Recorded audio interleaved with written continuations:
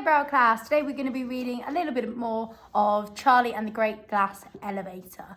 So remember on the last part of the story, the president was phoning up different presidents of different countries to see whether it was their astronauts that were trying to take over their space hotel.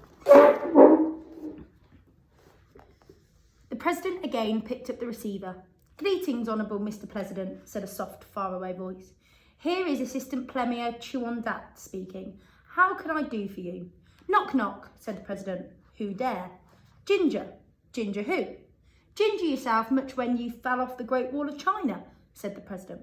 "OK, Chuondat, let me speak to Premier How You Been." "Much regret, Premier How You Been, not here just this second, Mr. President." "Where is he?" "He outside mending a puncture on his bicycle." "Oh, no, he isn't," said the president. "You can't fool me, you crafty old mandarin. At this very moment, he's boarding our magnificent space hotel with 7 other rascals to blow it up." "Excuse, please, Mr. President. You make a big mistake." "No mistake," barked the president. "And if you don't call them off right away, I'm going to tell my chief of the army to blow them all sky high. So chew on that, chew on that." "Hooray," said the chief of the army. "Let's blow everyone up. Bang, bang, bang." "Silence," barked Miss Tibbs. "I've done it," cried the chief financial advisor. "Look at me, everybody. I've balanced the budget." And indeed, he had. He stood proudly in the middle of the room with the enormous $200 billion budget balanced beautifully at the top of his bald head. Everyone clapped. Then suddenly, the voice of astronaut Shuckworth cut in urgently on the radio loudspeaker in the president's study. "They've linked up and gone on board," shouted Shuckworth. "And they've taken in the bed. The bomb." The president sucked in his breath sharply. He also sucked in a big fly that happened to be passing at the time. He choked. Miss Tibbs thumped him on the back. He swallowed the fly and felt better. But he was very angry. He seized pencil and paper and began to draw a picture. As he drew, he kept muttering, "I won't have flies in my office. I won't put up with them." His advisors waited eagerly. They knew that the great man was about to give the world yet another of his brilliant inventions. The last had been the Gilligrass left-handed corkscrew, which had been hailed by left-handers across the nation as one of the greatest blessings of the century. "There you are," said the president, holding up the paper. "This is the Gilligrass patent fly trap." They all crowded round to look. "A fly climbs up the ladder on the left," said the president. "He walks along the plank. He stops. He sniffs. He smells something good. He peers over the edge and sees the sugar lump. 'Aha!' he cries. 'Sugar.' He's just about to climb down the string to reach it when he sees the basin of water below. 'Ho, ho,' he says, 'it's a trap. They want me to fall in.' So he walks on, thinking what a clever fly he is. But as you see, I have left out one of the rungs in the ladder he goes down by, so he falls and breaks his neck." "Tremendous, Mr. President," they all exclaimed. "Fantastic, a stroke of genius." "I wish to order 100,000 for the army immediately," said the chief of the army. "Thank you," said the president, making a careful note of the order. "I repeat," said the frantic voice of Shuckworth over the loudspeaker, "they've gone on board and taken the bomb with them."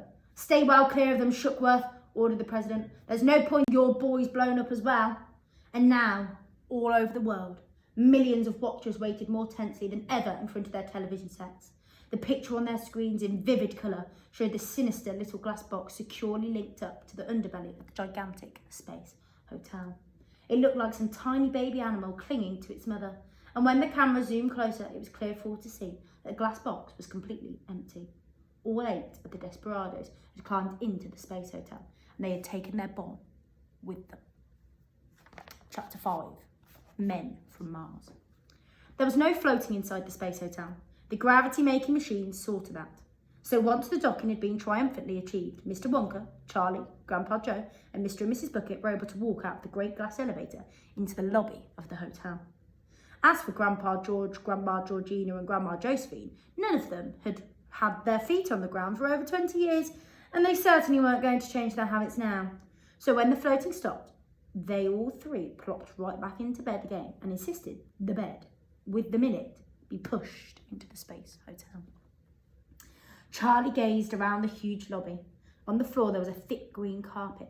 20 tremendous chandeliers hung shimmering from the ceiling. The walls were covered with valuable pictures, and there were big soft armchairs all over the place.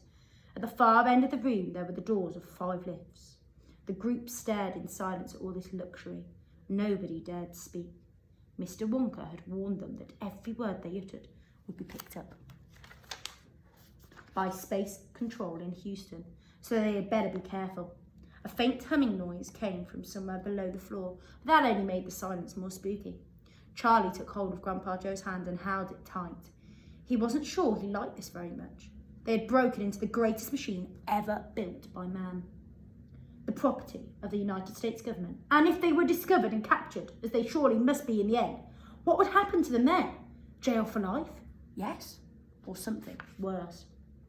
Mr. Wonka was writing on a little pad. He held up the pad. It said, "Anybody hungry?" The three old ones in the bed began waving their arms and nodding and opening and shutting their mouths. Mr. Wonka turned the paper over. On this other side it said, "The kitchens of this hotel are loaded with luscious food, lobsters, steaks, ice cream.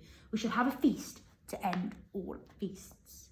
Suddenly, a tremendous booming voice came out of a loudspeaker hidden somewhere in the room. "Attention!" boomed the voice, and Charlie jumped. So did Grandpa Joe. Everybody jumped, even Mr. Wonka. "Attention! The 8 foreign astronauts. This is Space Control in Houston, Texas, USA.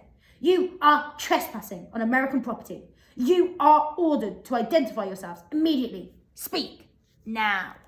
And you can see that that writing is all in capital letters to emphasise the importance of that and the voice that it's said in. I hope you enjoyed that part of the story. We're going to read another part tomorrow.